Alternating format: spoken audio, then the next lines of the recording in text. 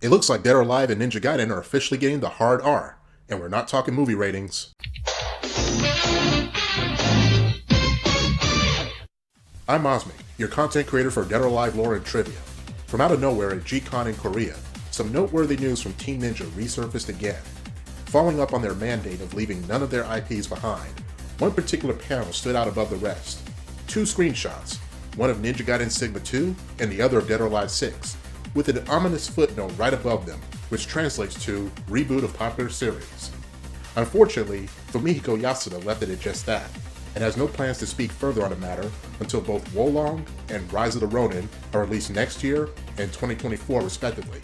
A 2-year wait at best. This is certainly a lot to take in, and I'm both excited and nervous about this announcement, particularly for Dead or Alive. On one hand, I can see the logic behind rebooting the series, considering the constant changing of the guard, and the lack of anyone to champion the IP. And with the new champion comes a new vision. Itagaki kicked off Dead or Alive, but once he left, Yohin Shibori took the reins, and now the responsibility falls on Yasuda. I'm also afraid the current Team Ninja may take too many drastic measures for the sake of quick sales, or worse, pandering to an audience that never cared about the franchise to begin with. But given Yasuda's very strong impressions by far, I'm willing to give an act of good faith that he can turn this around. We should also consider that a reboot can have two meanings. You have the hard reboot that completely resets the timeline while throwing out established lore for a new status quo, usually based on a different vision from different creators and producers. And then there's the soft reboot, which may retain some established lore to an extent, but still does over certain aspects of it, usually parts of a franchise that weren't well received. That being said, if Team Ninja is going to commit to a reboot for both IPs, I have a few theories, possibilities if you will, on what they could be planning. With Nioh being Team Ninja's most acclaimed IP to date, and Fumihiko Yasuda's first major IP project as director, one would think that rebooting Ninja Gaiden and Dead or Alive's lore to fit in line with Nioh would be a no-brainer. With the likes of Ren Hayabusa and the ancient Neo Tengu having not only a presence in those games, but descendants which will have much more relevancy later on, it would make sense to have Dead or Alive and Ninja Gaiden more closely linked in the same timeline, with a more fresh, fantastical presence, as opposed to the sci-fi elements that had mostly dominated the series prior. But I'm not suggesting that the sci-fi elements should completely go away, no. DOA tech can still be DOA tech, and biotechnology will have its place there.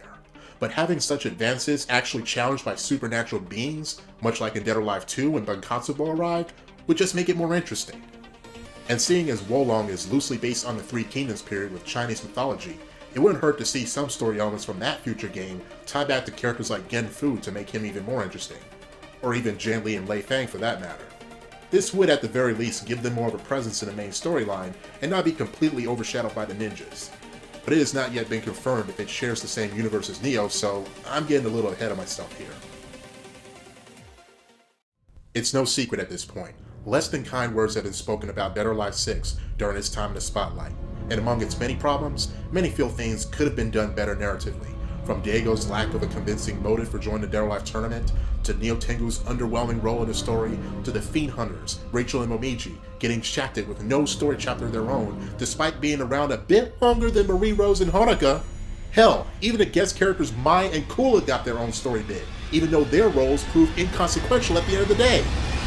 I wouldn't blame Yasuda for having every reason to reboot Dead or Alive 6 in particular, and leave the rest of the established lore as it is. It would certainly be the safest approach to appease longtime dedicated fans of the franchise.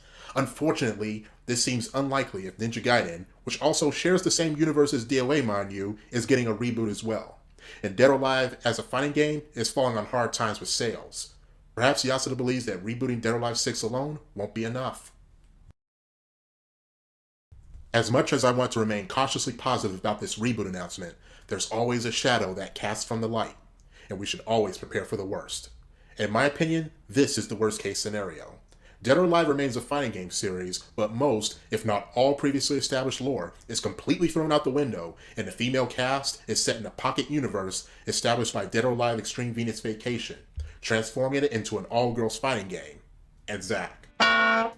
Yes, the female characters exclusive to Extreme Venus Vacation, such as Tamaki, Kana, and Misaki, have their share of fans, but especially given the potential rights issues with these characters being similar to Ariga's fighting layer characters in the Street Fighter EX series, the fans can't have their cake and eat it too on this one. something's gotta give. And it sucks, because a few of them could have had a genuinely interesting role in the canon DOA universe. Kana's Oni clan as rivals of Neo Tengu's Tengu clan? Sign me up!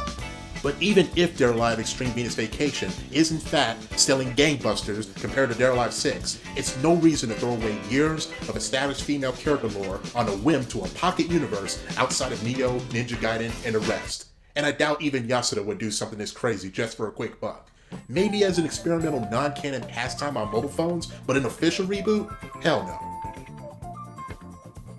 Now this one's a huge reach, and it's probably my silliest take out of the bunch. But what if I told you that one way Dead or Alive can technically be rebooted while making all established lore still relevant all falls on Nico's genius? I mean shit, she created an interdimensional portal for crying out loud. Who's to say the writers won't revisit this for that very reason, but with time travel involved? Let's say this reanimation project was a success, and Victor Donovan finally got what he wanted, Maria. But somehow everything goes to shit, and she ends up being more of a cataclysmic threat than Alpha 152 ever was, capable of destroying entire series in mere moments. Nico, being the young genius that she is, had a contingency for this very real possibility and created a time-traveling device should her project bring about the end of the world, and sends herself back in time to prevent this event from happening again. Yes, it's basically the Kelvin timeline of Star Trek, Mortal Kombat 9, and DC's many Crisis events all over again, but goddammit it works, and I'm personally on board with this idea just as much as I am about the Neoverse idea. Hell, for all we know, this plot device may very well be what creates the Neoverse timeline rather than a universe that manifests itself. But what are y'all's thoughts on Team Ninja rebooting Dead or Alive and Ninja Gaiden? Do you think they should reboot both IPs to better fit a potential Neoverse timeline? Do you think they should reboot certain underwhelming past sequels from both IPs?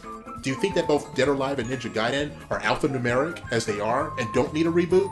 Let me know in the comments below. I'm Awesmic, and I'll see you next video.